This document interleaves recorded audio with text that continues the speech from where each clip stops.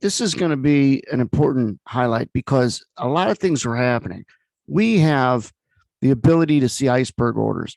That's not necessarily unique. There's other platforms that show icebergs. We show it better because we show how much the order is showing. In this case, just a one lot. We show how many he has done, 1,252. If he's done some at other prices, we leave it available to show in this column too. But what we're showing here is green to buy iceberg. That means it's a limit order to buy a lot more than what he's showing. He's showing one, but we know back in here we tagged him. It has to trade a little bit before we tag him. And right in here, it showed that, wait a second, this guy's only showing one contract, but he's done over 100. So we flag him as an iceberg. There's more than meets the eye. So the market flags him and it walks up right in here. Okay.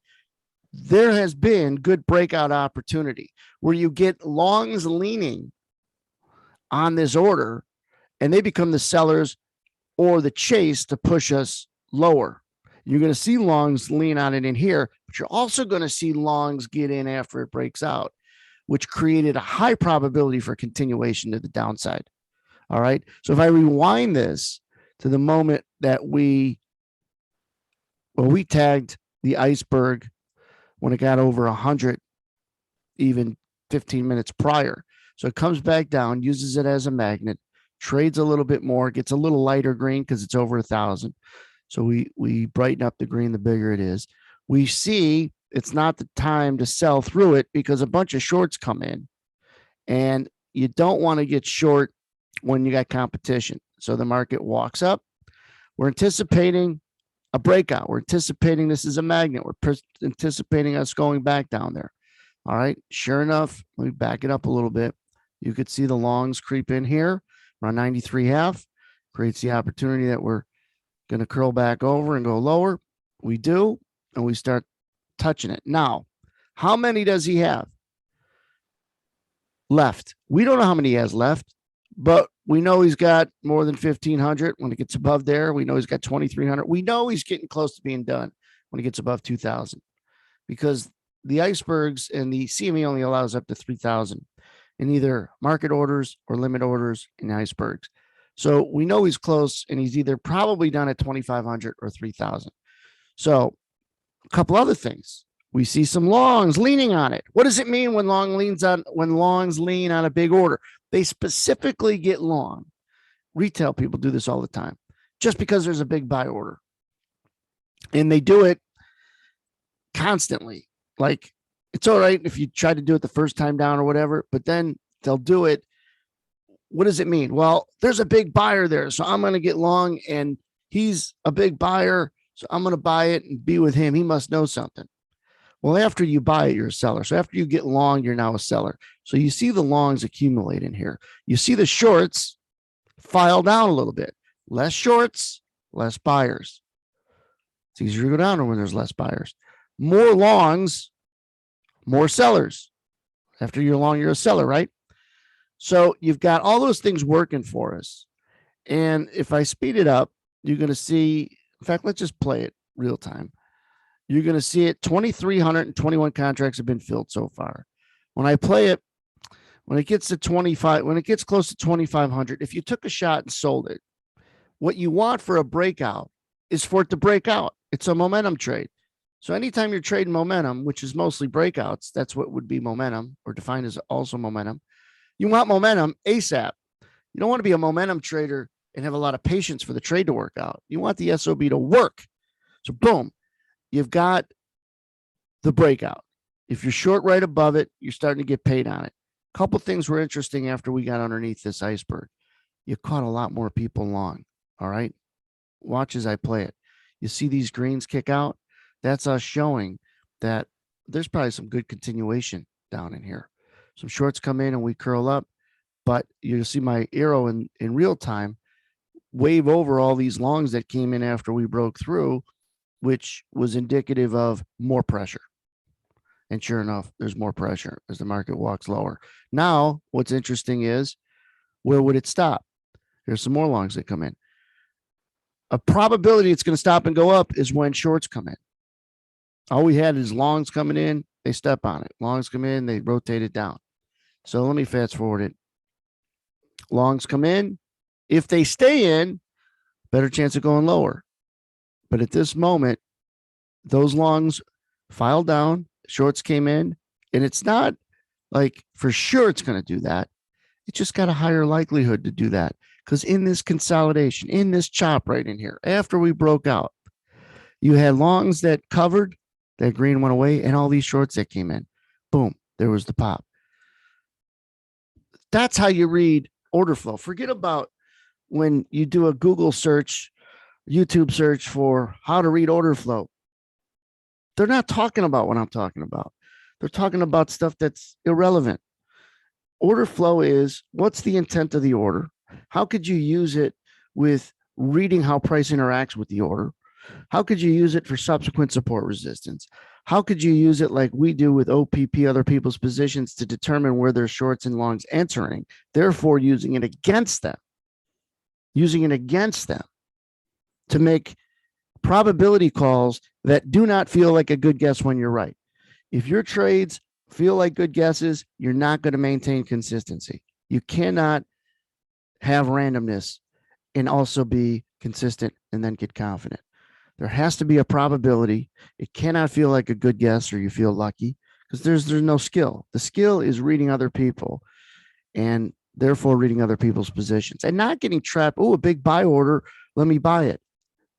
Think of conventional wisdom and do the opposite. You got to always know when you're wrong and when conventional wisdom might be correct so you don't get run over by the herd. But focus on what's obvious and do the opposite. What's conventional wisdom? Buy with buyers. Bullshit.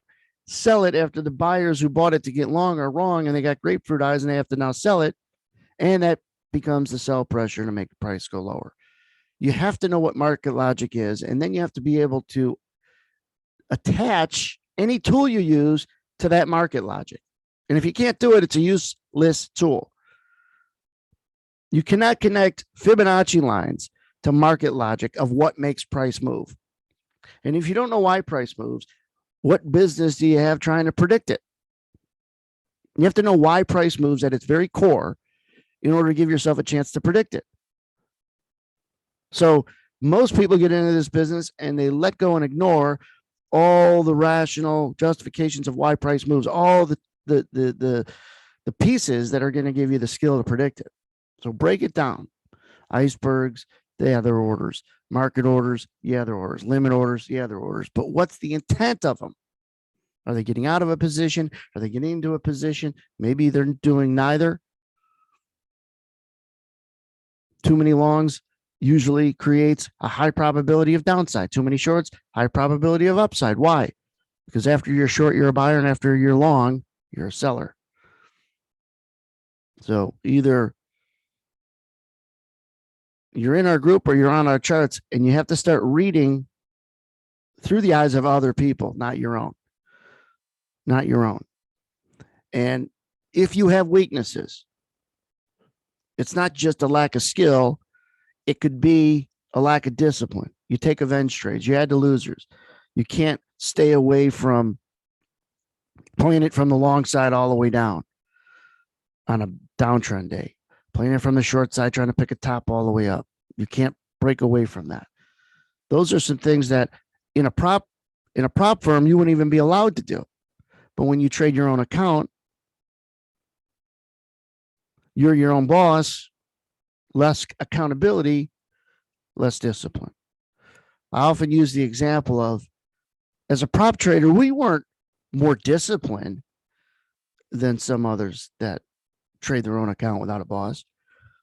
We didn't have to have the discipline not to eat the chocolate cake at 10 o'clock at night.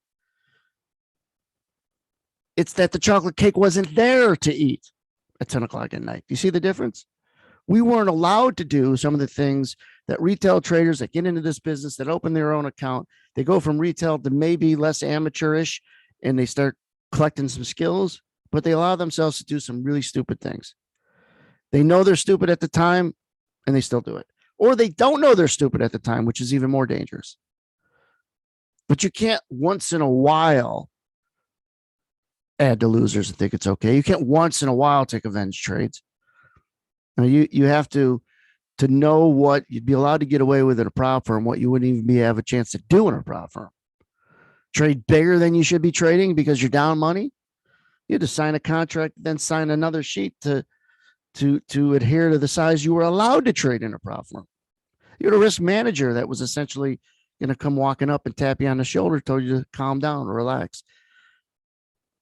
So you have to have accountability, and so many people don't when they open up a trading account. And they look for all the excuses and reasons why they're not making money or being successful. You have to know what the advantage would be, and then you got to work on getting it and reading it.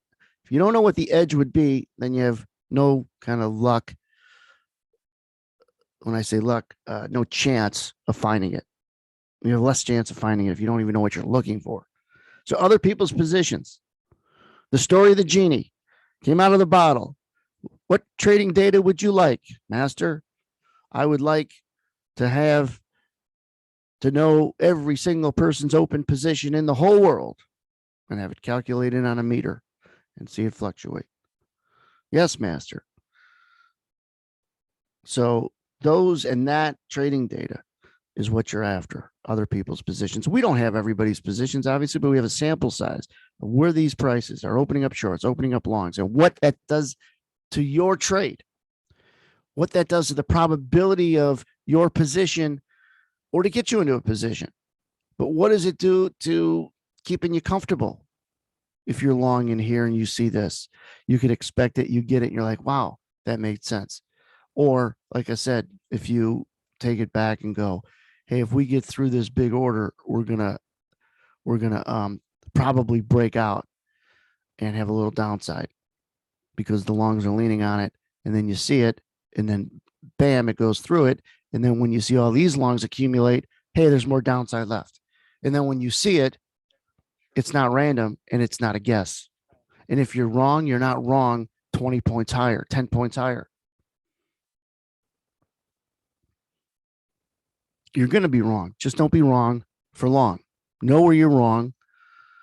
Like when I tell guys, hey, with all these longs that are coming in, there's still more downside pressure. But if we get above 90 where this iceberg is, you got to maybe put your horns back on and that pressure is no longer there. I'm not saying, hey, there's more downside pressure right now when we come down to these 85s and then we trade 95. I'm like, well, that didn't work. No. You got to know well before that.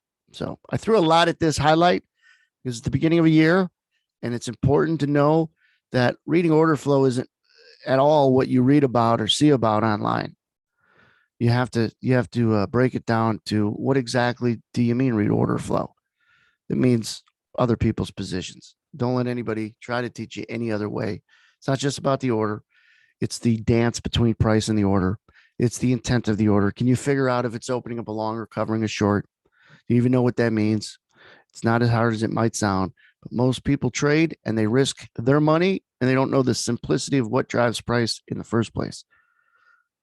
Good luck. Stay safe. Have a good weekend.